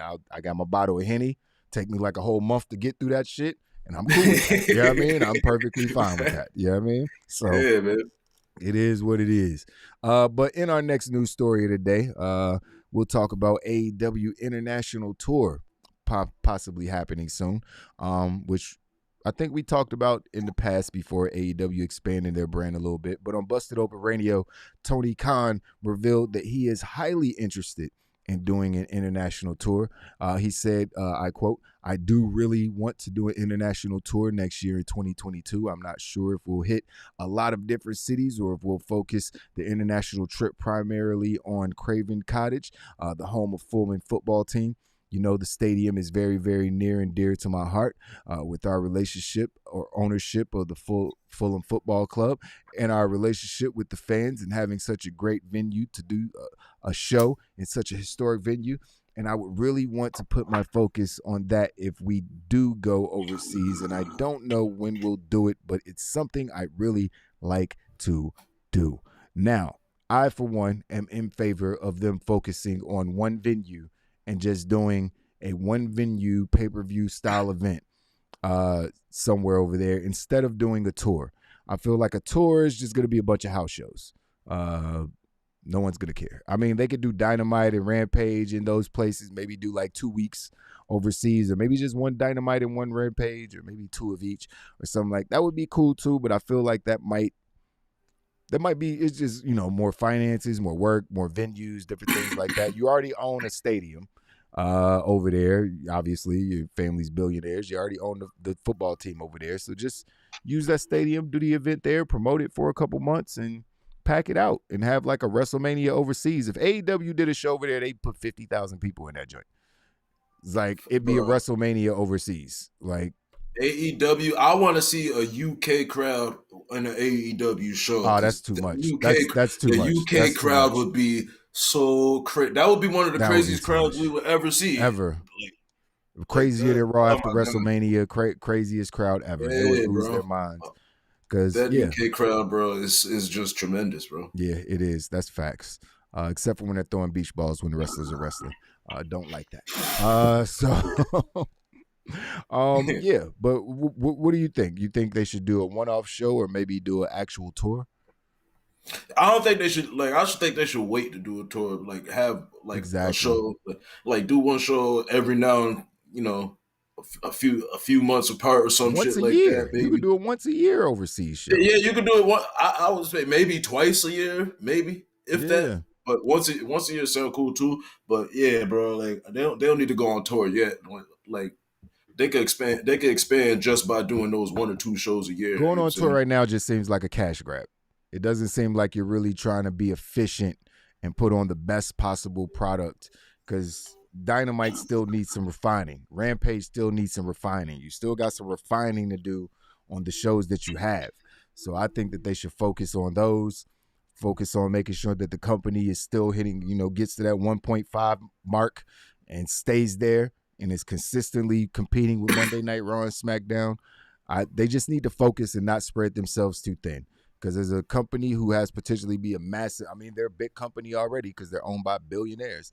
But, you know, I feel like if they you know, is just having that singular focus, and, you know, they're already spread thin with the roster and having 2 shows now, really 4 shows now. And I just don't, you know, overseas a whole nother animal. It's a whole nother animal. Doing tours and stuff is a whole nother animal. They haven't really consistently toured in the United States. So because of COVID, so I feel like they ain't even made it to the West Coast yet. Exactly. So they need to focus on, you know, doing what they could do here. I want to see them go overseas. I'm sure people overseas want them to come there, but all in due time. AEW ain't going nowhere no time soon. I guess Las Vegas is the West Coast, but you know, I mean, like California. Yeah, Cali and, you know, Oregon and Washington, all those places out there. Right. Vegas is like their home. That's like AEW's home, basically. You know what I mean? So, yeah. Down Chicago. Yeah, and Chicago, facts. So in our last story of the day is an interesting story that we've been meaning to talk about for a couple of days. I just didn't know how far it would go. But WWE is apparently okay with the controversial gimmick that they were apparently scared of last week, because last week WWE seemed like they were done with Joe Gacy, aka Plate Face, aka Crocodile, or no, not Crocodile. No, this is the wrong character. Joe Gacy is doing he's doing that woke shit. The woke shit now. Because he was basically bashing woke culture and calling WWE a safe space for wrestlers and different weird shit like that. Basically doing the same thing as Lambert over in AEW. Same exact gimmick. But this week, Joe was back and cutting the same promo, stating that he is not canceled. He said a bunch of people backstage probably would cancel me, and I seen a bunch of tight faces when I was backstage and all that crazy shit on NXT. So apparently, they're on board with the gimmick, and I don't know why they wouldn't be, because it's a relevant topic. I for once think that, what's his name? Dan Lambert? What's his first name? I always forget Dan that Lambert, dude. yeah. It's Dan Lambert. Yeah. I for one agree with a lot of the shit he says. You know what I mean? I do believe that, woke culture kind of fucked up the society on some levels. People virtue signaling and trying to make it seem like they're better than other people based on their beliefs and systems and different things like that. Like, it's weird, and that's what people call woke. Woke started off as something cool, as something commendable. I don't even want to get into that right now. Yeah, it quickly mutated into some other shit. You know what I'm saying? Woke. The problem with the woke shit is woke was for, us. And then exactly. It got commandeered like everything. Other motherfuckers wanted to be woke and shit like that. And now it turned into white. Woke became white guilt. That's what woke became. I don't even want to really I don't need white guilt. Right now, yeah, I mean, I don't need white people telling me how sorry they are every 5 minutes. I'm fine. I mean, I figured it out. I don't need you all in my face telling me how terrible white people are, a white person. Yeah, I mean, we're so evil and we're so bad and you should hate us. It's like, I got white friends. Like, I don't even, it's like, you're not about to sit up here and do that. What are you talking about? I'm not with that shit. And, it just. Those are the motherfuckers. Those are the guilty motherfuckers. Yeah, it's like, it should just be the craziest shit. Like, you can't solve racism by being racist, stupid. I don't. Black people can't be racist. All right, conversation's over. I'm just gonna go over here now. People stupid. I don't. Yeah, man. Anyway, people be too woke, so woke they sleep. But anyway, exactly. I'm cool with the controversial gimmick. I think these gimmicks are needed. He's obviously gonna be a heel. And it is what it is. He'll get booed and he'll get cheered probably by some people like myself. And it'll be what it'll be. I think gimmicks like this are a little tricky because he is going to get cheered because a lot of people are going to agree with him. So it's going to be like, same thing with Dan Lambert. People are like, yo, this dude crazy as shit. But he's not wrong. It's like, but he's not wrong. So it's always that balance of, do we cheer for this guy or boo him? I'm not sure. Dan Lambert is saying all Jim Cornette shit. He said a lot of Jim Cornette shit. A lot. Well, not all Jim Cornette shit, but a lot of Jim Cornette shit. None of us like Jim Cornette. Yeah, nobody likes Jim Cornette. But Jim Cornette don't be wrong about a lot of the shit. He doesn't. He says a lot of true shit. He just says it in a very douchebag way. Same as Dan Lambert. Like, you know why you have to say it like that? Because if you say it nice, if you try to tell people that they suck in a nice way, they'll never hear it, or that the way they're doing something and is the wrong way. You try to say it in a nice way, they'll just act like you don't know what you're talking about. So you got to come out and roast them. You got to roast them and make them feel stupid for them to get the point. It's sad that that's the point we've got. It's so sad. That's the place. Everybody toxic. The American culture is toxic as fuck. For sure. That's why nobody likes us. Yeah, that's exactly why nobody fucking likes us. We toxic as hell over here, man. Everything. But I get on 2K. Soon as I'm going to get cussed out in the first 5 minutes of booting up that game. I promise you. Somebody going to be like, fuck you. I hate you. Suck my dick. I'll be like, wait a minute. It's a game. Why are you so mad? We playing basketball. Why are you so angry? Nigga, goddamn. Yeah, we are toxic as hell. So, these gimmicks could work for me. I'm all about entertainment. If they're booing or cheering, as long as they're doing it loudly and passionately, I'm cool with it. You know what I mean? That means the guy's doing his job. If he comes out and people are silent and if people don't care, then there you go. Because people sure as hell boo Dan Lambert because he's good at what the fuck he does. You know what I mean? So that's what you want. So WWE is just copying a lot of gimmicks that AEW is doing right now. I think AEW's done the same thing. Obviously, they've taken a lot of wrestlers. I'll tell you what, the gimmick that I'm looking forward to this week on NXT 2.0 is motherfucker Tony D'Angelo. You ain't been watching NXT? No. Seeing them? Nope. Bro, they got basically they got Tony Soprano about to wrestle, bro. Basically, his name is Tony D'Angelo, and he's from the streets of Chicago. Yo, Oh, bro, for real? bro, Oh, this man. shit is Oh, man. hilarious, bro. Oh man, I hope NXT turns it around. I hope they become good again. It's been a struggle. Like I tuned in for a little bit, and I'd be like, it definitely has. Bro. This ain't it. It's been hilarious to watch. I say that's the way I've been enjoying it. Okay, maybe I gotta enjoy it like I would enjoy an Impact or something like that. Like nah, you know what I'm saying? Sort like not take it too seriously. Just Yeah, exactly. That's the way I'm watching NXT right now. Indeed. You gotta see. Just look up his vignettes real quick. Okay. Them shits is funny. Okay. What's his name again? Tony D'Angelo. Okay. All right. I'm gonna check him out. Apparently he's Italian, right? I mean, he's a real Italian or fake Italian? Is he real Italian? He's definitely Razor Ramon Italian. Definitely a good fella, bro. Okay, he ain't got that bad accent like Scott Hall, do he? Hey Chico, hey Chico. Nah, not like Chico. He's 100% a soprano. That's bro. what's up. That's what's up. I'm looking forward to checking that out. Gabagool. That's what's up. That's what's up. Oh man, you know we all love those old gangster movies, man. The Sopranos and different movies, sure. The Godfather, and different movies like that. So I'm interested to see how it works out. That's a new character. I haven't seen nobody do that yet. So that'd be Taz is like the closest thing to that, right? Taz. Yeah, I guess so. Taz right? could be a Tony Soprano character. He sound like one of them. Like, he definitely. NXT debuted like 15 niggas since 2.0 started, bro. Wow. Okay. Like so it's just revamped the entire roster all over the place. Yeah, bro. Okay. Wow. Damn. So there's going to be a lot more call-ups on Monday. All I know is Io Shirai better be on the main roster on Monday. That is all I know. She's a tag champion. She can't get caught up. Swerve is the fucking champion too. He's North American champion. That shit don't matter. He got drafted. That shit do not matter. Io Shirai better be on the main roster on Monday.